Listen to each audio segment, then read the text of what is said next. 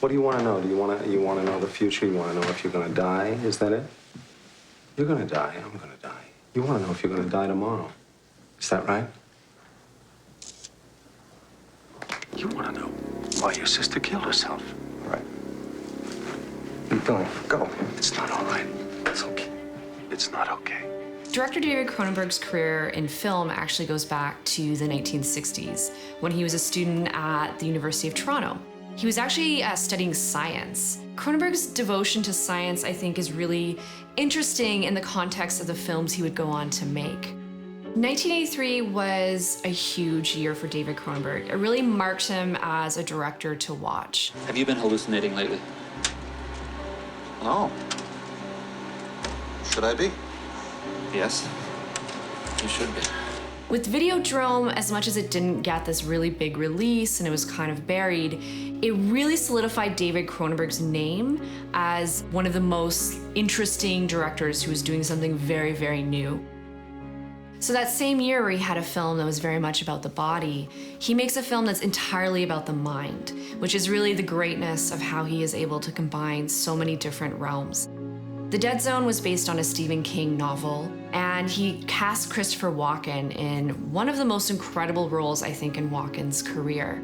And this is about a man who has had a traumatic event, is in a coma for a number of years. And he wakes up and he realizes that when he touches someone, he can prophesize their death. He can actually tell the future. Amy is my daughter's name. Your daughter's screaming. The house is burning. I think the greatest fusion of science and psychology in Cronenberg's filmography is Dead Ringers, which was released in 1988. It's a really interesting feat because he films actor Jeremy Irons in two different roles, playing identical twins. And you really do get a sense that these two characters are entirely different people. If we didn't share women, you'd still be a virgin. No. You'd never get laid on your own. Well, I don't get out much. 2007's Eastern Promises is a wonderful film, and you really are seeing Cronenberg kind of leave Canada and make a film in London with really big stars, Naomi Watts and Viggo Mortensen, who's going to be a huge collaborator with him throughout the 2000s.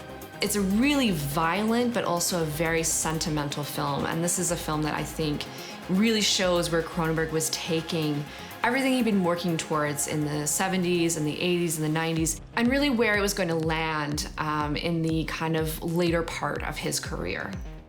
You belong in there with nice people. Stay away from people like me. The recent films of David Cronenberg, true to form, are exceptionally challenging. And I'm thinking specifically of Cosmopolis and Maps to the Stars. For Maps to the Stars, it's a film that is very meta. It takes place in Hollywood, which I find really interesting because Cronenberg never really made films in Hollywood. There are incredible performances in this film from John Cusack and Julianne Moore, Robert Pattinson, who he had worked with in Cosmopolis. He's really casting big A-list stars and then playing with their star personas. Am I better looking than her?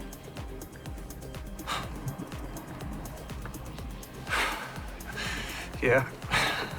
David Cronenberg is kind of the champion of Canadian cinema, and he has been since the 1970s. But ultimately, I think his greatness and some of the incredible films that he's gifted us go way beyond just being Canadian. He really is one of the most interesting filmmakers of all time. So looking at something like Videodrome and Dead Zone from 1983 all the way to Cosmopolis and Maps to the Stars, you are seeing this common trajectory. He's really stayed true to his own brand, even though those films are radically different when you compare them. What movie should we explore next? Tell us in the comments and subscribe for more from Hollywood Suite.